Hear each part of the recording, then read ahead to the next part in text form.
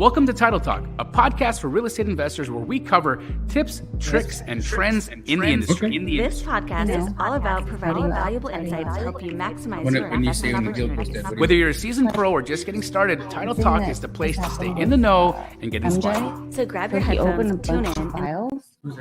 let's talk title. The guys that was using, yeah. Hello and welcome to Title Talk. New time, new day, new opportunities. I don't think we've ever done this on a Monday. So we're starting the week out strong. I'm super excited to have the conversation today where we are going to be talking about leveraging opportunities that you and I and our community have every single day with networking. It's a big piece of the business, and what not to do, how to leverage opportunities to maximize all of that. And Jamil is back from community camp, so we are going to get an update on what happened there. Hi. Hi. Wow. How you You're doing, back. Gina? I'm back. good. Your neighbor's house is for sale. Yes. Yes. This one right over yeah. here. Have Yeah. you So looked at it? Maybe you extend the compound? well, I mean, he's a little out to lunch on what he's expecting for price. I hope he gets it, honestly. But it's not. No, he wants $1.2 million for the house. He's done no work to it. It's like original condition. Tear down. Yeah, it's a teardown. Yeah. It's a teardown. And so I think 1.2 mil is a little bit Steep. a little. A little a lot. I really do hope he gets it, but I don't believe that he can get 1.2 million for the. Now, here's the thing. I think why he thinks he'll get 1.2 is across the road, they tore a house down and they bought it for 1.2.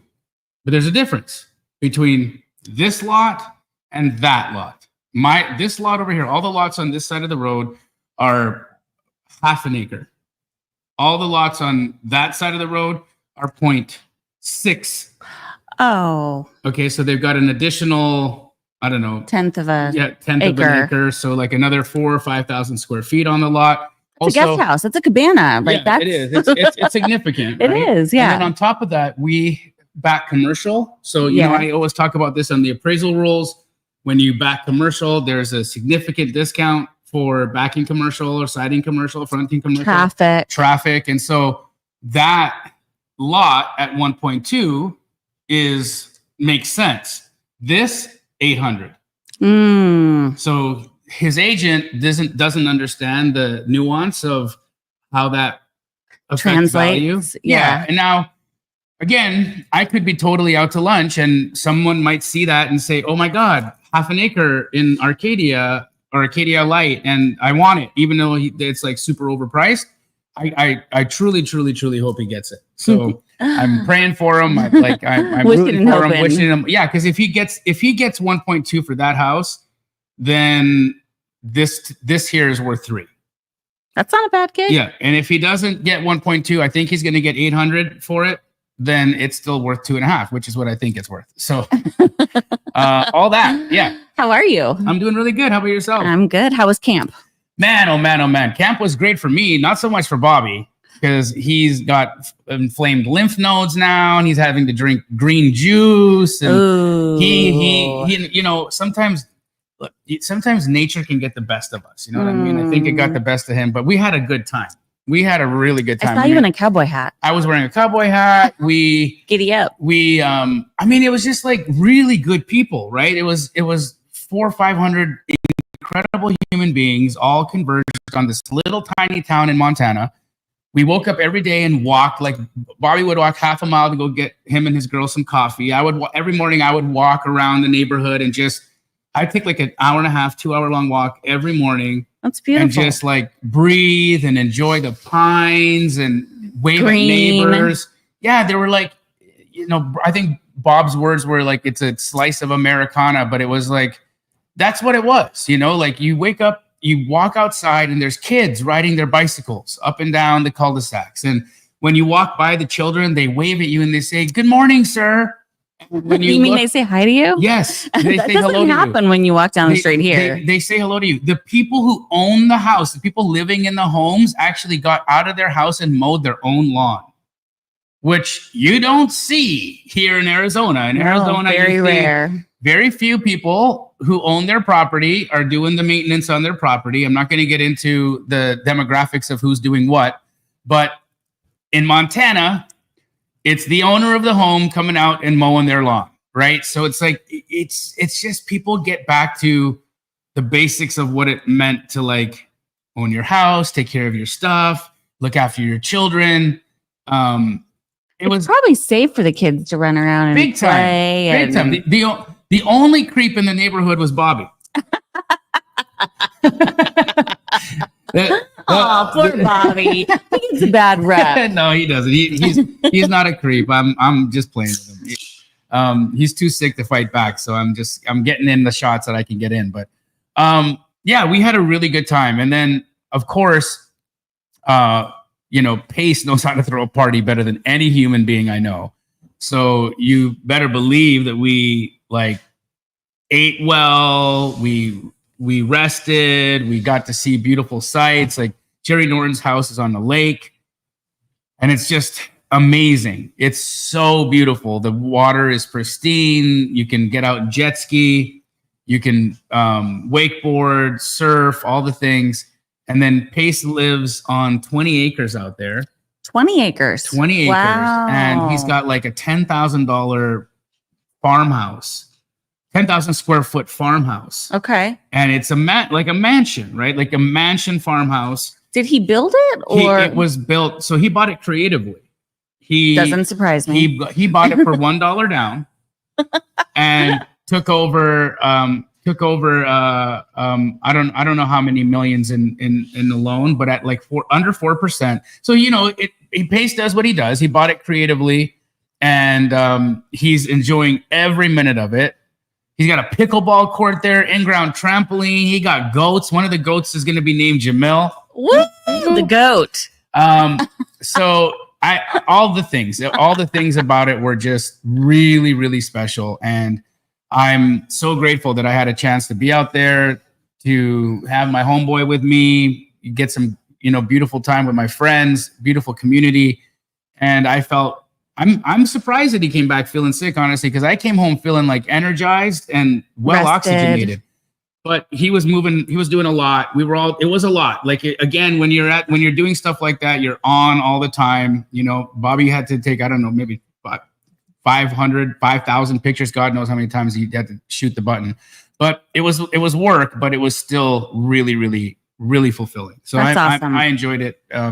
All good times. And I got to hang out with Bobby's girl, who I hadn't really gotten to know until that week together. And she's just delightful. She looks adorable. Yeah, super they look adorable. Really happy together. Super adorable girl. They were super fun. We got to do a road trip up to Glacier National Park, which was really, really beautiful. It was great. I mean, there was nothing that when I left there, I was like, "Aw." And I like it when I leave a place a little sad for leaving. Yeah. Because you're like, then you had a blast and you're excited to go back. Right. And you didn't overstay your welcome either. Exactly. Right. Because like sometimes when you go on trips, it's like, I probably should have left a day earlier. Yeah. I've had that before as well. So none of that. Yeah. And what were your biggest takeaways? Like what? That's a great question. So one thing that I think I noticed was look for rooms where there's a filter on it. Oh yeah, the barrier to entry is important. And, I can tell you that there's a huge difference in the level of conversations that happened because everybody who was at community camp, they were a part of our Owners Club community. So Pace and I created a new community from Squad Up Summit called Owners Club. These are people who actually own businesses with Pace and I, right? So we're creating a CRM. There's like there's an AI cold calling software. There's these different companies that Pace and I are bringing to the market and developing, and the owners club are all participating as owners in those companies with us. In all the companies, or just the ones that all the ones that we're bringing to owners club, right? Cool. So in addition to that, now think of that. We're two of the biggest marketers in the space. So if we're going to bet on two horses that we're going to be able to make a business go in this, it would be Pace Morby and hopefully Jamil Damji, right? So with that, they get the power of us. You've already vetted these other businesses. Of course. Like you've already figured out all of the... We wouldn't be spending hundreds of thousands of dollars in developing a business that we wldn't think was going to go. And you already put your own money in there, your own due diligence, all the things. Correct. So we're bringing those companies to the owners club.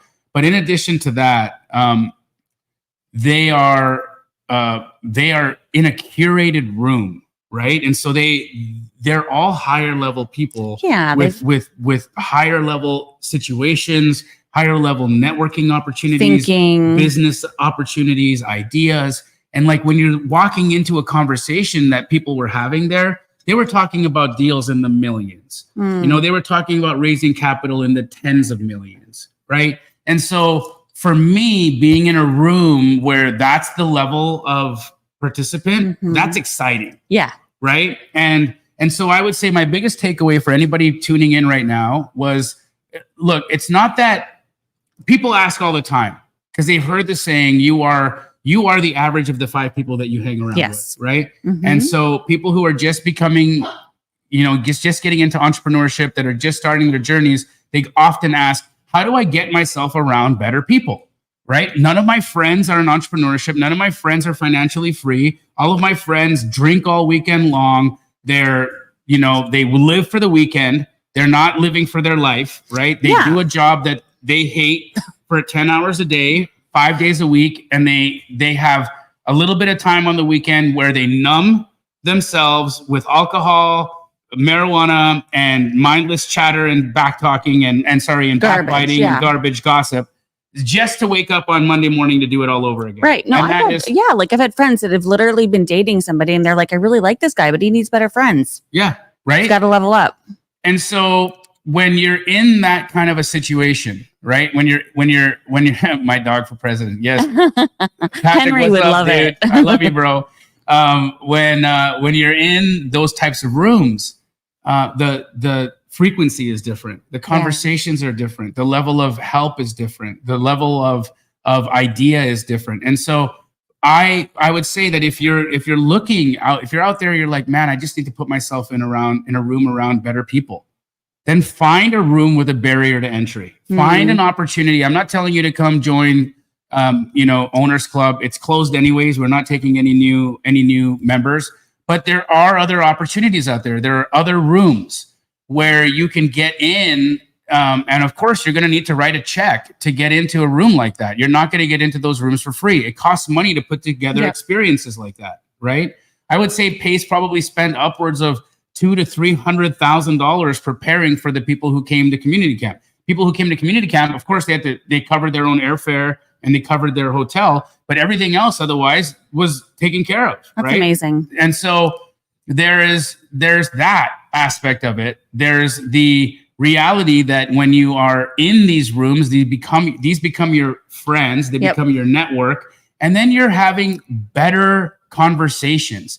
You're doing different things on the weekend. You are going on different vacations. You get invited to different places. You get invited to different things. It's a complete shift in your life, right? Yeah. And then your lifestyle elevates. And then when your lifestyle starts to elevate, your mind starts to elevate, your conversations elevate, then everything around you starts to elevate. No, I can see that. Right? Yeah. So I highly recommend that for people. I think get out there, find better rooms, find better opportunities, look for a filter, stop running out of, look, how many, and I'm only going to say this one more time here because I'm not trying to like rub it in the face of the people who didn't take action at Squad Up Summit, but I've had dozens upon dozens of DMs from people saying, how can I get in now?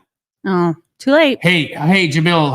Hey, what can I do to get in? I messed up. I should have, it was whatever.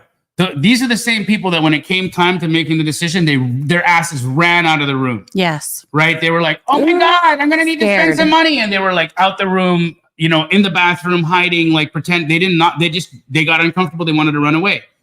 Then after the fact, they see what it's about and they're like, oh, shoot. And now it's like, that's not how people who elevate in their life and who do things make decisions. So find those rooms when it comes time to participate in a room like that. Put your big boy or your big girl pants on, write the check, and get around better people. I remember as well when I wanted to be. There was a mastermind that I bought myself and Pace a ticket to, entrance into. It was $30,000. Wow! I bought it for myself, and I bought Pace's seat too as a gift for him one year. That's awesome. So $60,000. I wrote the check, gave it to the dude. Okay, now ask me what that mastermind produced in terms of gold nuggets of information. It's probably still paying off. Okay, the relationships that I met. I didn't get a single strategy out of that mastermind that helped me. Not one strategy that made me any money. But what I got out of there were 2 relationships. And those 2 relationships have already made me millions of dollars. Millions of dollars. Well worth the investment. So I spent $60,000 and the return on investment was millions. And it wasn't even about the information. It was about getting in a room of people that were willing to write a check, to be in the room with other people willing to write a check, to be in a room with other people writing a check, to be in the room. Get in better rooms. That's it. Yeah. When I was early in my career, I remember people were approaching me to be on boards, right? Professional boards, charity boards, things like that. And part of my vetting process was I want to be one of the youngest people in there. I want to be one of the least experienced. And I want to still have something that I can uniquely bring to the table to contribute. Today, that still rings true. Yeah. If I'm considering, staying on a board or getting off of something and getting onto something else, it's still part of the process. Right. So, I know today we wanted to talk about networking events, right? And so this is a beautiful segue into the conversation because it's really important, that you do show up to networking. Now, not all networking events and masterminds have to be paid. This goes to the very basics. Let's start at the basics, okay? Because Stephanie's in the chat right now. Hi, Stephanie. Stephanie says, I wanted to join, but I didn't have a deal yet. And it was a higher level. It was for a higher for people who were already doing business. And so she's right. She wasn't she didn't meet the criteria to have been in that room. But she did meet the criteria to be in the room where she was offered the opportunity, right? Correct. So we're talking about tips that apply to those people too. But exactly. So Stephanie did take action and she did get her butt to Squat Up Summit, where she even learned about and Stephanie and I had a wonderful conversation at Squat Up Summit, and her and I have been trying to connect again. But she now has a relationship with me where I even reached out to this person, right? And so she has a very high level relationship in her back pocket now that she made coming to an event like Squat Up Summit, right? And what did she do to develop that relationship? She showed up, she was vulnerable, she was honest, and she in earnest wanted to make a connection. Well, she made a connection with you that was memorable too. Of course. Right? Of course. And you remembered her. Now you're talking on the live stream and you know exactly who she was. I know exactly who she is. I've been DMing actually personally, my team DM'd her, but my team, they sent her message to me and was like, hey, this individual and you need to chat. And I remembered exactly who she was. I was like, got it. A couple days ago, I gave her a call. I didn't catch her, but we're going to be playing tag and we will respond. We will find each other. Yeah. She has my phone number. She has texted me back. And so that's a relationship that she has, right? Yep. And it's a big deal. It's a big deal to make these relationships. And you never know who you're going to be able to become friends with in a situation like that. You never know who's going to resonate with you, who you're going to resonate with, and how these relationships and these doors open, right? Because the reality is Pace Morby, for instance, wasn't Pace Morby when we were going to the Real Estate Disruptors networking events back in the day when they were at Dave & Buster's here in Tempe. Jamil Damji wasn't who I became and those times either. right? We were just a couple of dudes doing deals, hanging out in the back of the room where anybody had an opportunity to come up and shoot the shit and talk stuff and do business with us, right? And so you never know who you're going to meet at these events. Grant Cardone was one of these people at one of these events once upon a time. And so many people are friends with him because of those early relationships. So networking events, how do you prepare for them? Yes. What type of events should you be looking for? How should you find these events? What are the intentions you need to set when you go to these events? These are the topics, folks, that we're going to address today, because as you guys are coming out of the summer, there's going to be plenty of opportunities. In fact, right out the gate, I can tell you about one that's coming up, Clever Summit. Phenomenal event. Bobby's going to put a link to Clever Summit in the chat shortly. It's in my IG bio. Yep. But Clever Summit, okay, there's going to be 3,000 real estate professionals there. I think the ticket right now is like $200. That's so cheap. $297 or whatever. Just get a general admission ticket. I'm not telling you to go off and buy the VIP. Buy the VIP if you want the VIP. But again, if you're on a budget, do budget things. Yep. Okay. And nobody's telling you to go and break the bank and be, weird about it.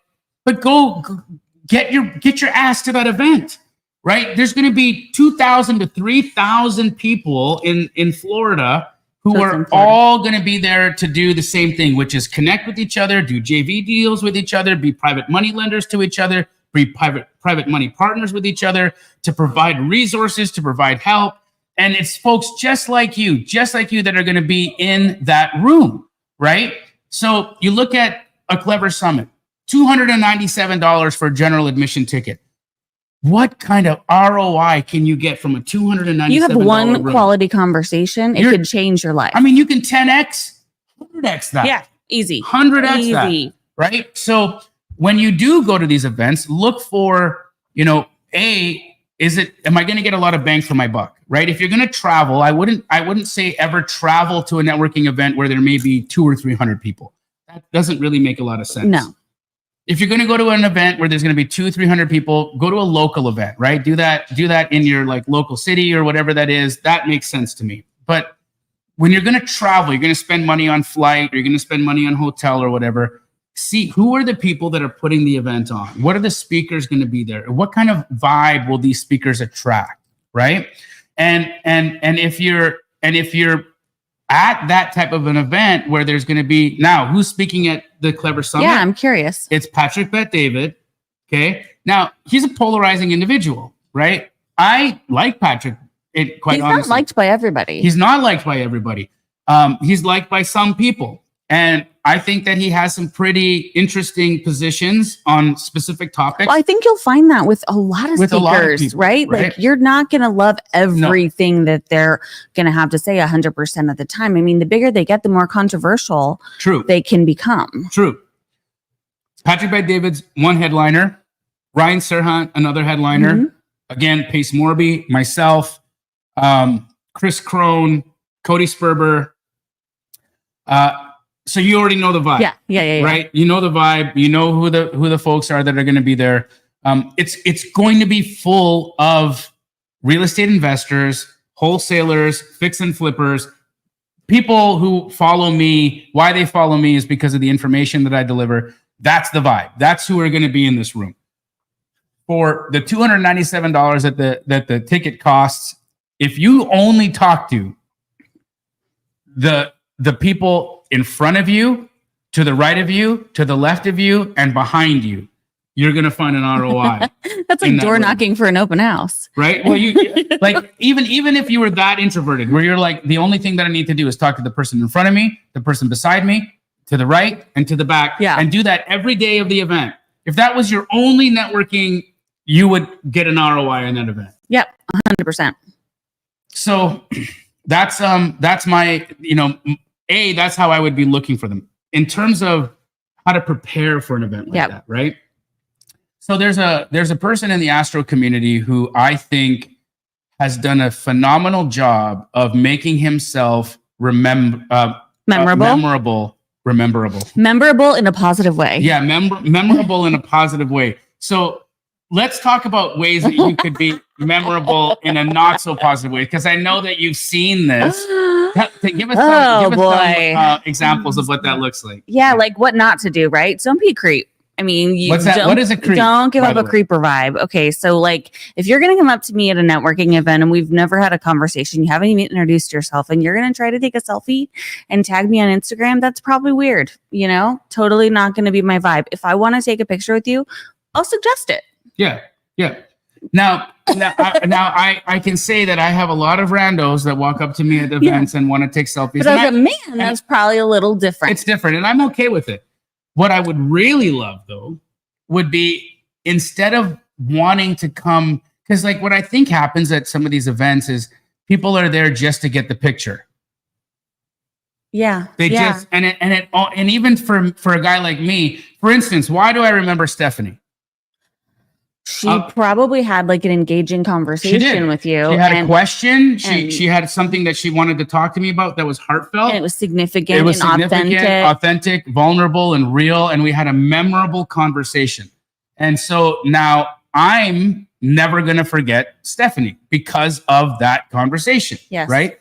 Robin Hurt. Okay. Robin Hurt is an incredible person. She's a memorable human being, right?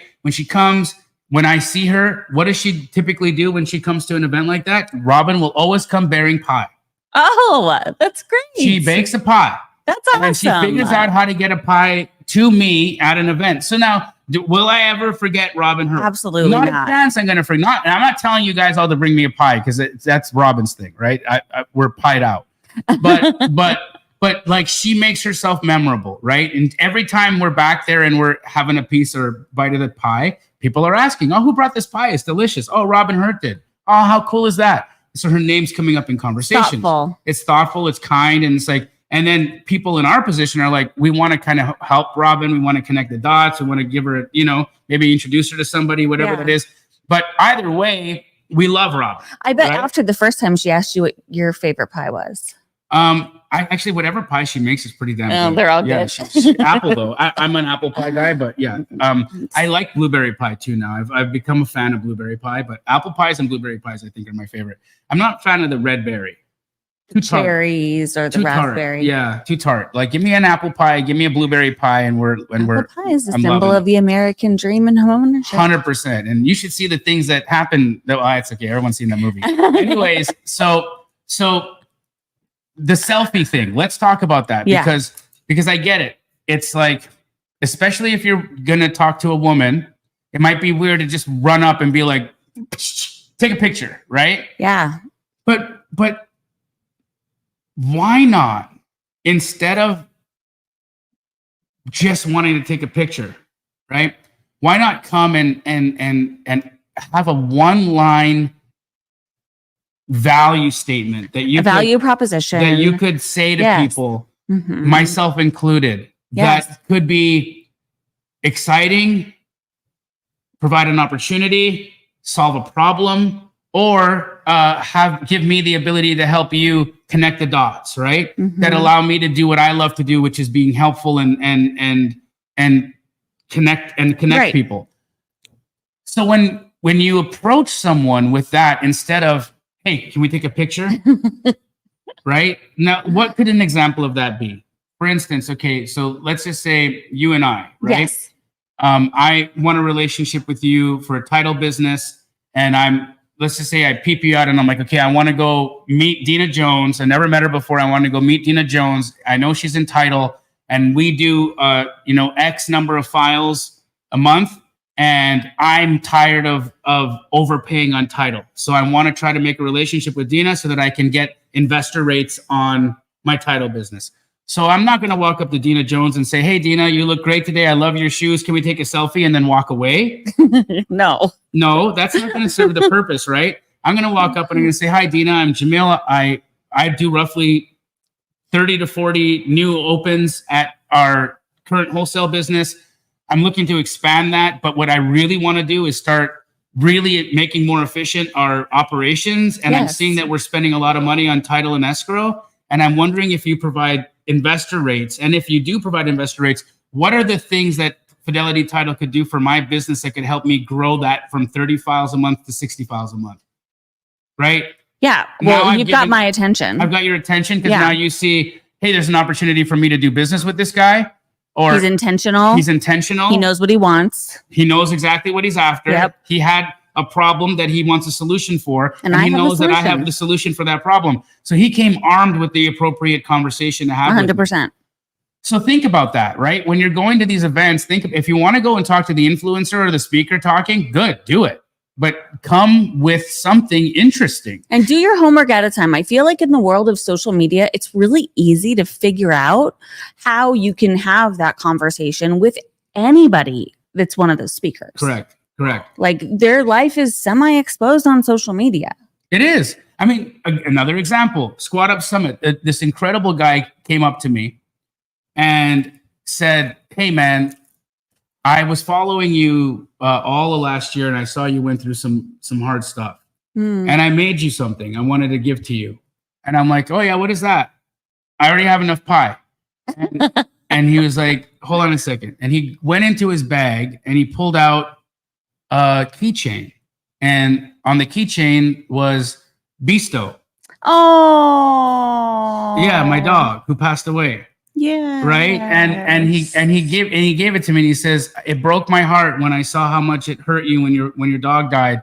I made this for you back then, and it's been almost a year since that happened, but I've been carrying this with me, knowing that I'll find you and see you one day. And here's a gift. Now, I mean, come on. But that's so thoughtful. So thoughtful, right? Now, if that guy then reached out to me on Instagram and said, hey, could you help me out dispoing a property? Or could you comp this house for me? I'm having a hard time figuring out. Yes. And would I say to him, see me straight at a comp in and wait in line like everybody else? No. And how many times have I just comped a house for a random person in my IG? I do it all the time. Yeah.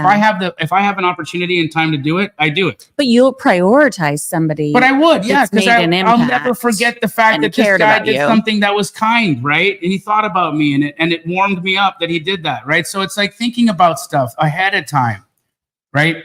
When you look at the speakers that are coming to Clever Summit, every person there may be only one or two people on that speaker panel or the speaker list that you want to meet. For instance, I'll tell you who I want to talk to. Ryan Serhant, cool. All right. He's a TV dude. I'm a TV dude.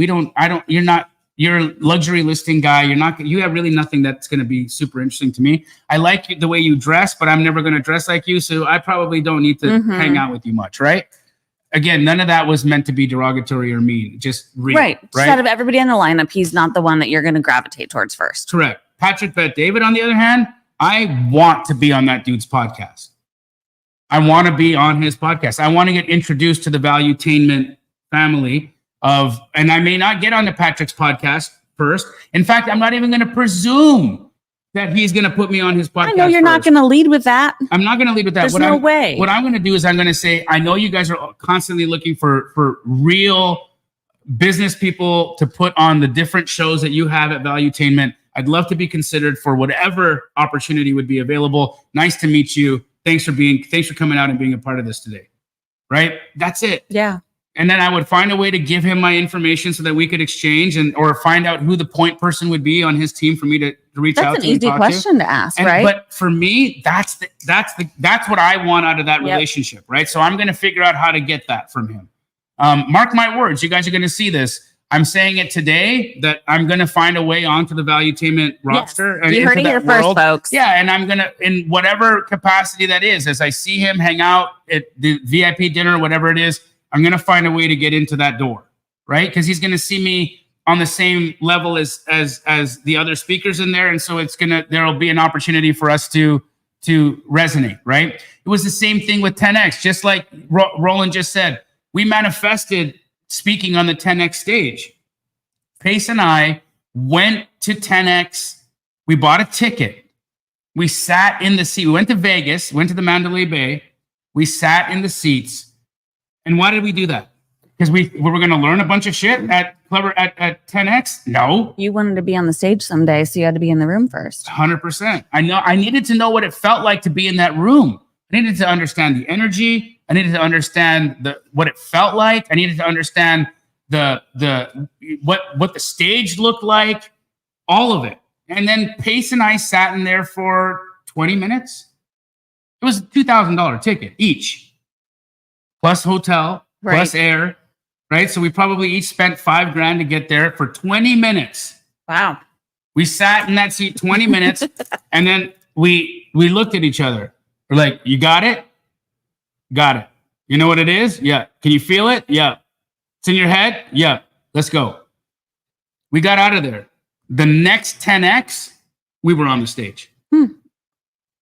That was it. We manifested it, but we manifested it because we wouldn't have understood what that room felt like unless we had walked through the door. Yep.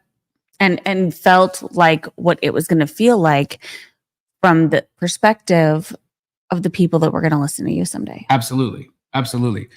So the intentions, right? What's your intention? Now, I have my intention for Clever Summit. What's your intention? Coming to Clever Summit 2024, what's your intention going to be?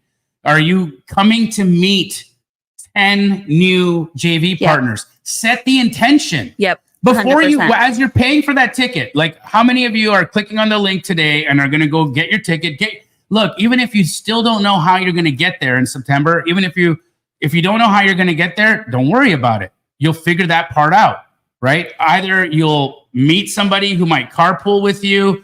If you don't know how you're going to get your hotel figured out, people are sharing rooms. I mean, all of these things, the dominoes start to fall once you start setting the intention to go somewhere.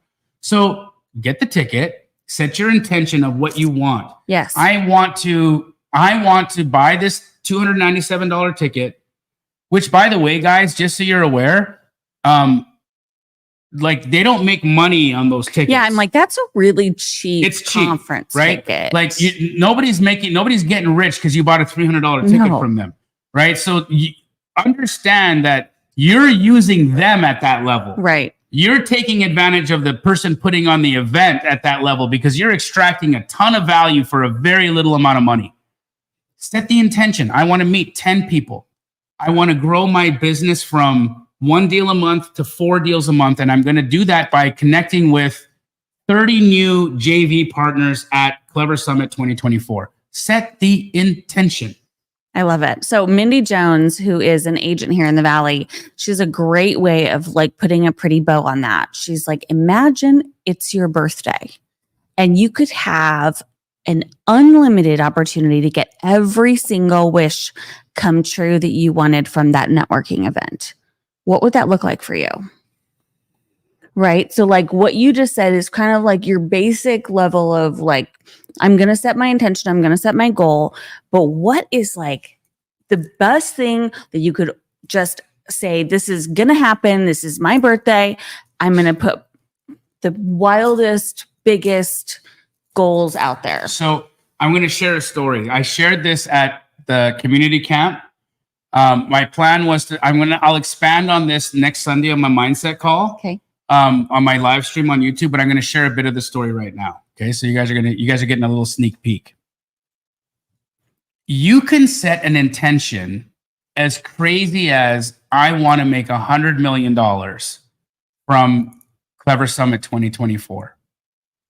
And you might be sitting there thinking to yourself, what the F is this guy talking about?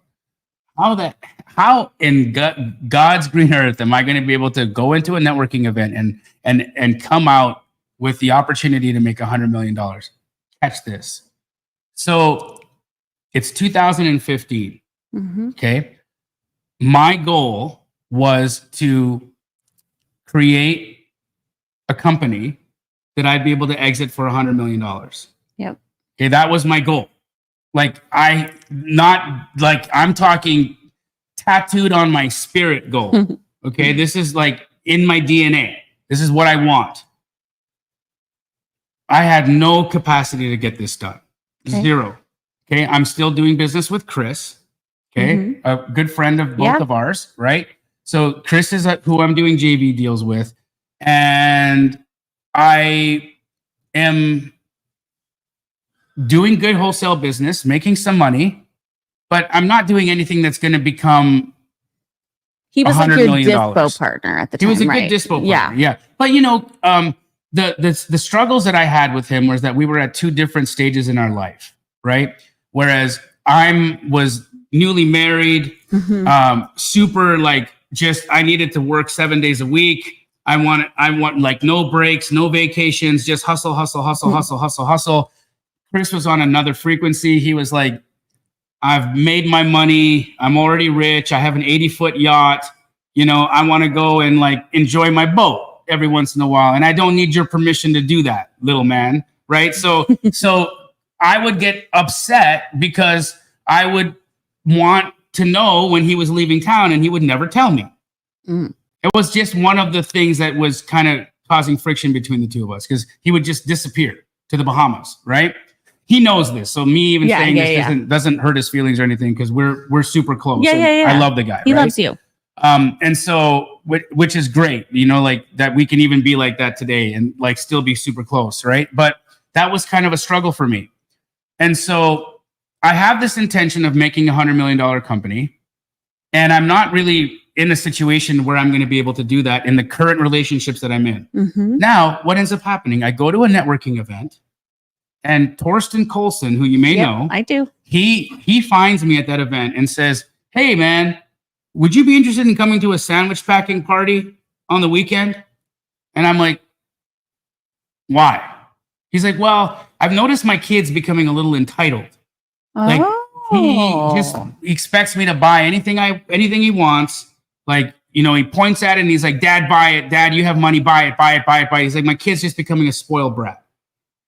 He's like, "I imagine since you're making money that you may be struggling with the same thing. Maybe you are, maybe you aren't. I'm not presuming to know, but I'm just saying that what I want to do is I want to get a bunch of us together who are doing well, and I want us to all bring our kids, and I want to one evening make like 500 peanut butter and jelly sandwiches, pack them in little lunch bags, and then the next day we're going to go deliver them to homeless people in the park in downtown." I love it.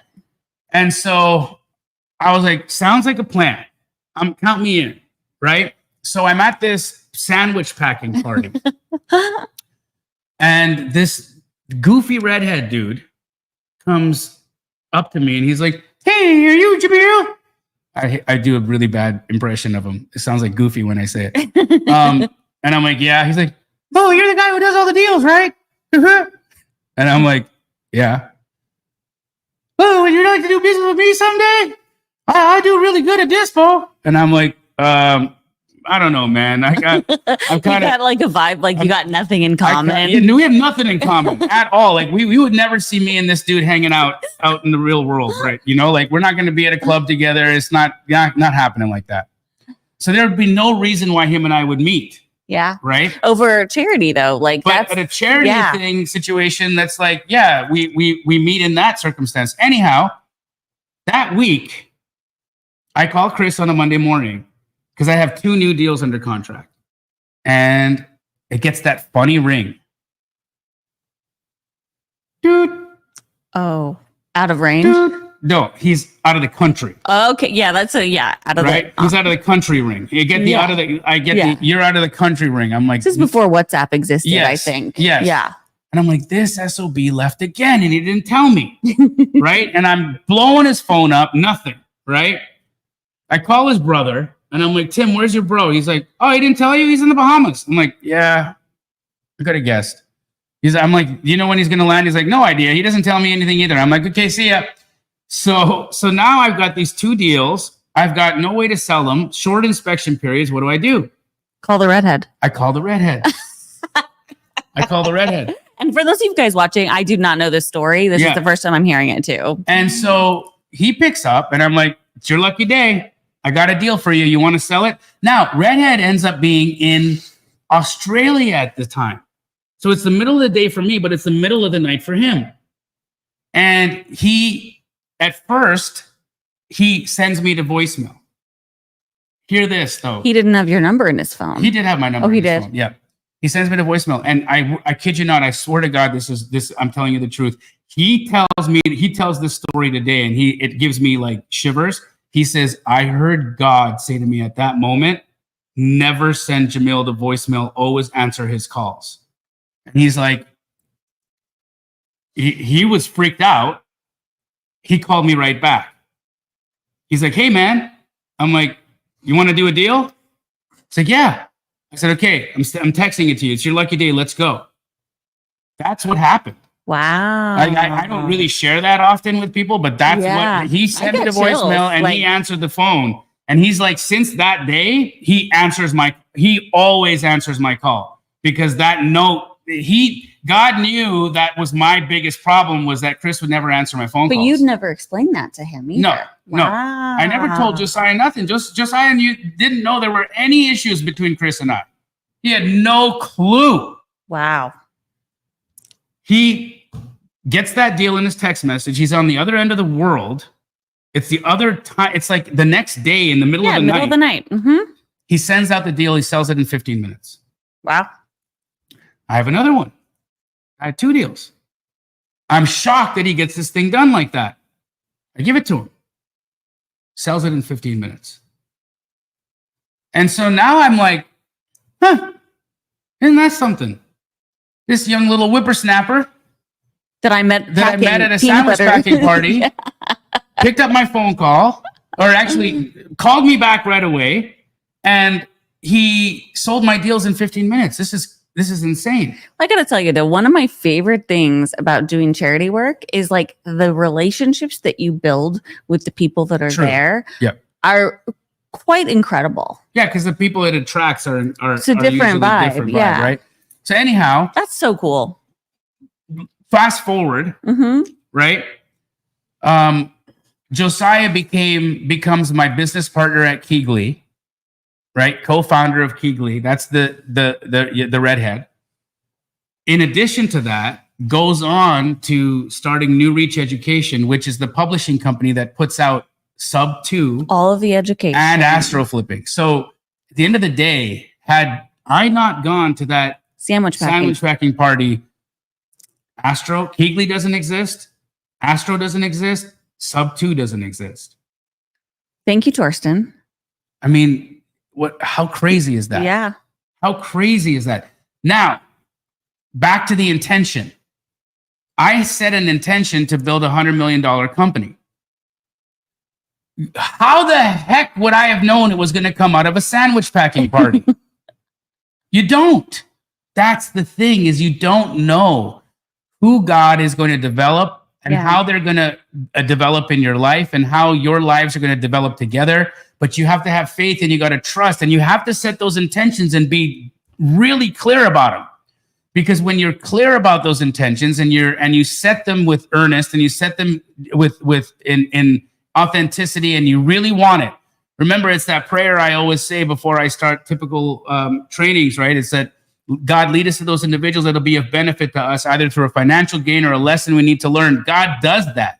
He will put you in rooms or put you in situations so that you can find those opportunities so that you can get your financial gains or get the lessons that you need to learn, whatever it is. If you're in that room, God wanted you there, right? Yes. And so you're either going to learn or you're going to earn. You get to pick it. Which one is it? So set your intention for what you're going to achieve out of Clever Summit. You don't know if the person that you're sitting beside is going to be the individual that gets you to your $100 million idea. You have no clue, right? No idea. No. And you just never know until you dream big enough, right? So I'd say start with the birthday party analogy. So imagine that you could have every single thing happen at that event that would like make your birthday amazing. And then go with something like middle of the road. Like, okay, this is definitely more than I had hoped for, but it's not quite hitting that birthday party thing. And then go with, your basics. Like for me, I will not go to a networking event just to network. That is such a waste of my time. If I can't leave that room with appointments to do business with at least 3 people, I'm wasting my time, right? Like that's barrier to entry, very minimum standard. If I can't have 10 quality conversations to determine there are 3 people in this room whose lives I can impact, benefit, and do business with, then I'm in the wrong room and I'm moving 100%. On.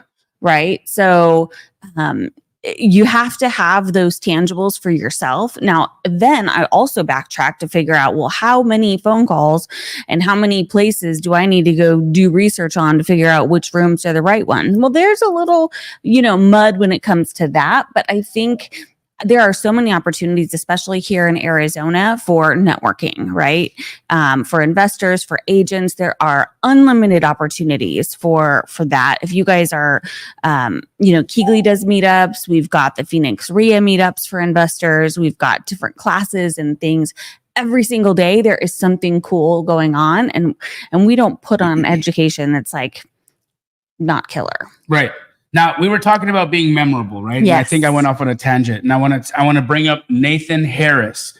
Nathan Harris is somebody in the Astro community, and he pulls he pulls out all the stops to be memorable at an event. Okay. So he'll typically make sure he's wearing a T-shirt that has words on it that says what his superpower is, right? So Love it. So if he's like, I'm a incredible dispo wholesaler, you know exactly who he is. I can sell all of your deals, right? So if you're a person in acquisitions and you've had a problem selling your deals and you are at a networking event and you see this tall guy with a T-shirt who says that he wants to sell your deals, are you going to talk to him or not?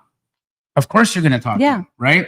And so he makes himself memorable because he tells you what his superpower is and how he can help you on his shirt. It's so smart because then people are just going up to him. Correct. Now, brilliant. What will you do to be memorable at your event when you show up, right? Are you going to wear something unique? Are you going to be like Dina, for instance, right? Dina is very memorable at events because she dresses like $1 million, right? She's always got really beautiful shoes on. She's got beautiful clothes on. Her hair is always nice. Her makeup's always done nice. She doesn't show up like she just rolled out of bed. She shows up because she shows up like she's at an event to make money and look professional and beautiful, and she does her thing, right? So she's memorable. So how are you going to show up to these things? Are you going to be memorable? Are you going to classy? Are you going to be, what are you going to bring? What version of you are you going to bring out? We all have different versions of us. I can tell you, she probably doesn't look like this when she goes to bed at night. Maybe she does, maybe she doesn't. I don't know. But I'm sure you put your PJs on and you get your little unicorn stuff on and you get your little stuffies and you go to sleep, right? And so she's got bedtime Dina. She's got business Dina. She's got, I call them all costumes, right? I'm like, which costume look at my calendar, which costume am I wearing today?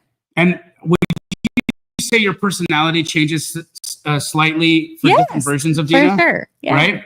So what version of you is your best version?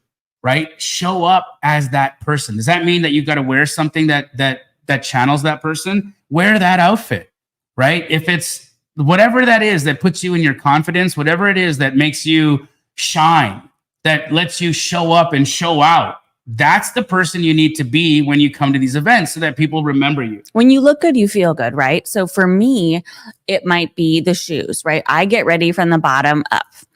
A lot of people don't do that. But for you, it could be jewelry. It could be your earrings. It could be a black T-shirt. It could be your favorite pair of jeans. Like it could be whatever it is that makes you feel good is great. 100%. Absolutely.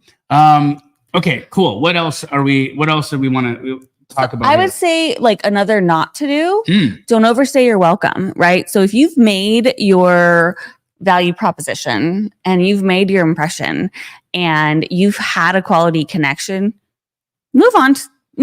Yeah, don't linger. Okay, so oh my God, so I'm not gonna name any names, but just a recent event, right? I had a lingerer. Ooh. Okay, I had a lingerer who was like, those make me itch. Like these are the things that make me itch. Yeah. So I'm sitting there, we were chatting a little bit, and then all of the things that I could have helped or that I could have answered were answered. And then I kind of went on to continuing to do the thing that I was doing. Actually, I was eating. So I went off. I started like biting my food again, which at networking events, if you see someone mid-bite, it might not be the best time to go up and like ask them a question that's going to need like a long drawn out answer, because just remember they're human beings as well. And like, if they're eating, they're probably just wanting to finish the food anyways. So I'm like the person's still hanging around And then don't linger a little longer. We know what I did? I sent her to Bobby.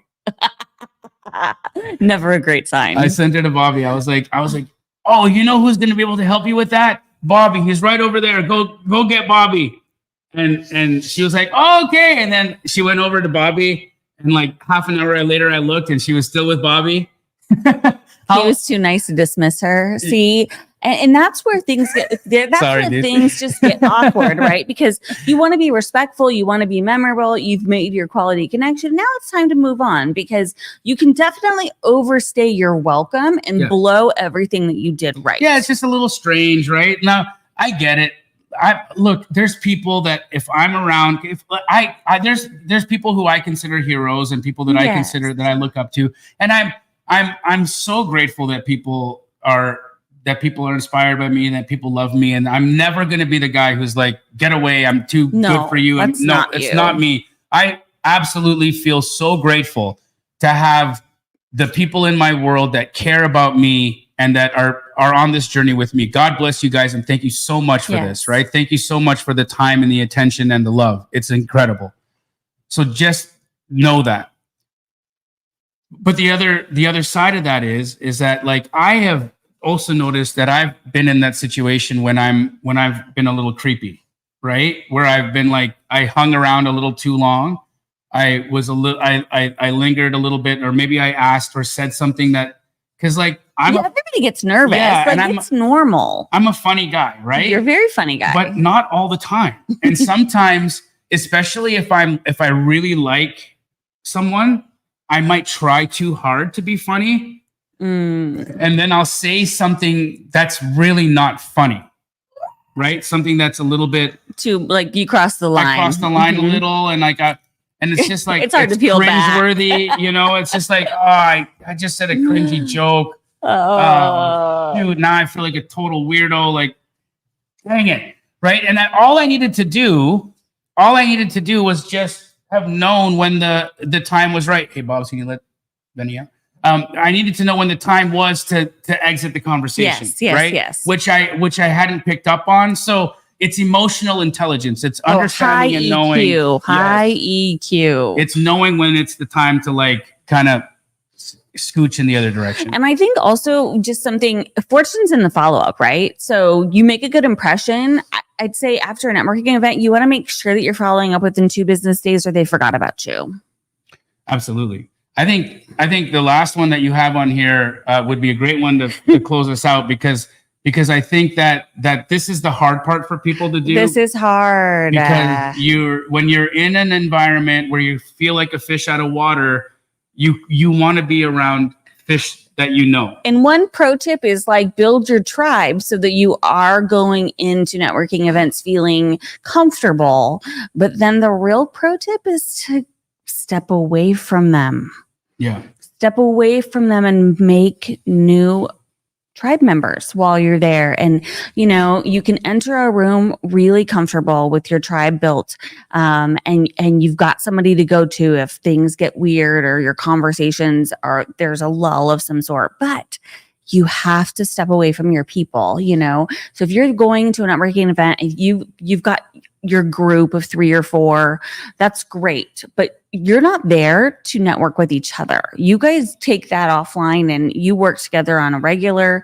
You don't need that while you're in the event. That's not going to benefit you guys. 100%. You got to step away from that. We tell our team the same thing. We're like, we don't want to see you guys hanging out with each other. So set this now, right? For all of you attending Clever Summit 24, go with friends, go with your homies, but tell each other, hey, once we walk in there, let's hold ourselves accountable for not hanging out with each other. And set the stage for sure, so that you guys are all, like, holding each other accountable. Yeah, right? It's so smart. So that you guys can each go out and make new friends and then bring those new friends to your tribe. Yes. Right? Yes. So each of you need to be going out deciding to say, I'm going to go collect 5 or 10 new people for our crew. Yes. And then that way you can bring new people and do it that way and think about the dinners. Think about exponential growth. Exactly. If I can invite 5 people to dinner with us, and you can invite 5 people to dinner with us, and you can invite 5 people to dinner with us, then maybe we can at our Airbnb tonight, we can have 30 new people, and we can order, 5 pizzas. Yeah. They're super cheap. And we can all sit here and be friends and talk best practices and hang out, right? Yes. That's a vibe. That's how you take advantage of a networking event like that. So again, Bobby's going to put the link in the chat one more time. I hope to see you guys all at Clever Summit 2024. It's going to be, I don't know about, you got mine, right? Yeah, it's the same thing. Jamil, the forwarding takes 15 seconds from the other side. It's like, is it not working? So I'm just doing the direct. Please, don't do that. 100%. So, for those of you guys that are also Thank here you. this week and you're looking for a charity event, since we're talking about that, on Thursday, we are volunteering at Midwest Food Bank I'll be there. at 9 in the morning. Oh my God. 9 in the morning. I love you, Dina. So that's going to be fun. And you never know who you are going to be packing sandwiches with. And in this case, we are doing things to help our homeless community. And we are also making cards for women that are going through breast cancer treatment. So that'll be a fun one. I got to say, I love my friend who on her birthday makes the decision to give her birthday up to other people for a great cause. And so I'll be there. I will 100% be there Thursday morning. Thursday morning At 9. It's not that I'm not awake. I'm No, up. I know you're awake. I'm just like, that's like prime time, Jamil time, but it's Dina time this Thursday. Yes. Nothing makes me happier than bringing a community together to do something for other people. So, Dina, where will they find information on that? I think we can drop a link in the chat. Let me find it for you. Midwest Food Bank Yes. event. That's the one. Yeah. Pansy, she's so great. I think she's going to be there. So yeah, we'd love to see you guys out there. Come be a part of Dina's goal to help the food bank and to provide some assistance to women who are going through breast cancer. Yeah, and it'll be fun. It's going to be a lot. You never know who you're going to meet. You never, this is a full circle conversation because I was talking about the sandwich packing I know. party actually changing my life, and so this could be your sandwich packing party. Yes, there will definitely be agents. We have turned this into a Fidelity Gives event for the company. So our wholesale team will be there. They've been sharing this with their clients and our escrow officers, and it'll be a fun full circle moment. Bobby, will you be there? Bobby's going to be there. Yvette's going to be there. Yvette's going to be there. Rahima's going to be there. Rahima's going to be there. It's going to be. I think your daughter might come. My daughter's. And if you guys don't know who Yvette is, Bobby, maybe you can put that picture in the chat. No, let's not do that. Oh, okay. She's gonna be so mad if I did. Did you see that picture? It's hilarious.